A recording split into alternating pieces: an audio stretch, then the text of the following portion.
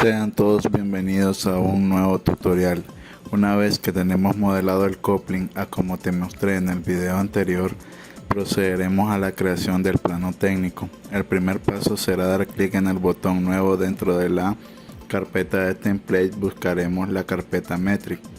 Seleccionamos el formato A3 y daremos clic en crear. En la pestaña Place View seleccionaremos el botón Base. Daremos clic en Select Document y nos direccionará a la carpeta de proyecto activo, en este caso Coupling. Seleccionamos la pieza y damos clic en abrir. Por defecto nos muestra la vista frontal con una escala 1:4. Dando un clic sostenido arrastraremos la vista hasta su posición final y daremos clic en OK. Luego daremos un doble clic sobre la vista para cambiar el estilo visual y remover las líneas ocultas y clic en OK. Nos dirigimos a la pestaña Anotar y seleccionamos el comando Central Mark y luego el comando Patrón de centro. Clic en el diámetro mayor y luego clic en cada una de las perforaciones. Para finalizar, darás un clic derecho y clic en Crear. Seguidamente regresaremos a la pestaña Place View y seleccionaremos el comando Section. Nos pedirá seleccionar la vista, la cual daremos un clic y luego un clic en el extremo inferior y un clic en el extremo superior. Luego clic derecho y clic en continuar. Nos desplazaremos hacia la derecha y clic para finalizar el comando. En el editor de estilo de la pestaña Manage configuraremos la vista de anotación ANSI milímetros por la opción 2. Clic en guardar y clic en cerrar. Ahora procederemos a acotar el diámetro exterior, que es 480 milímetros, y luego el diámetro primitivo, que es 410 milímetros. Seguidamente el diámetro de la guía, que es 310 milímetros. Para las perforaciones seleccionaremos la pestaña Anotar y daremos clic en el comando agujero y rosca. Seleccionaremos un agujero, clic derecho y clic en OK.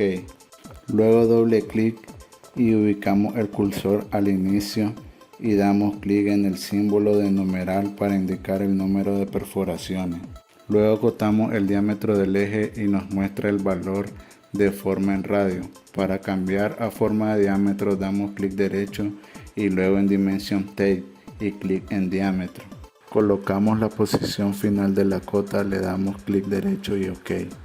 Para la designación del cuñero nos apoyaremos con la acción texto con directrices y escribiremos cuñero de 32 por 7.4 milímetros. Para finalizar con las ediciones de la vista frontal. En la vista de sección indicaremos los ejes, nos apoyaremos con el comando Central Line Bisector. Daremos un clic en la primera arista y un clic en la segunda arista. Para acotar las longitudes utilizaremos el comando Change Set. Daremos clic en las caras, seguidamente clic derecho y clic en continuar. Después con un clic indicaremos la ubicación de las cotas y daremos un clic derecho y clic en crear.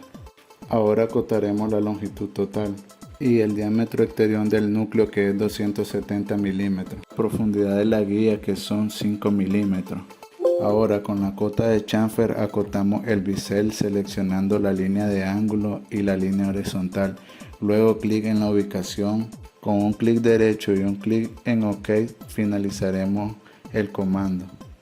De la misma forma acotaremos el chaflán de 3 milímetros.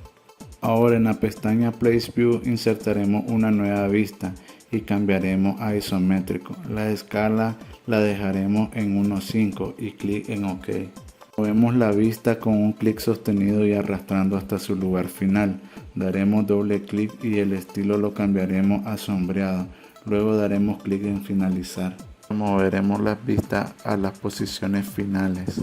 Ahora solo nos resta guardar el archivo. Para ello daremos clic en Archivo, Guardar como y clic en Guardar.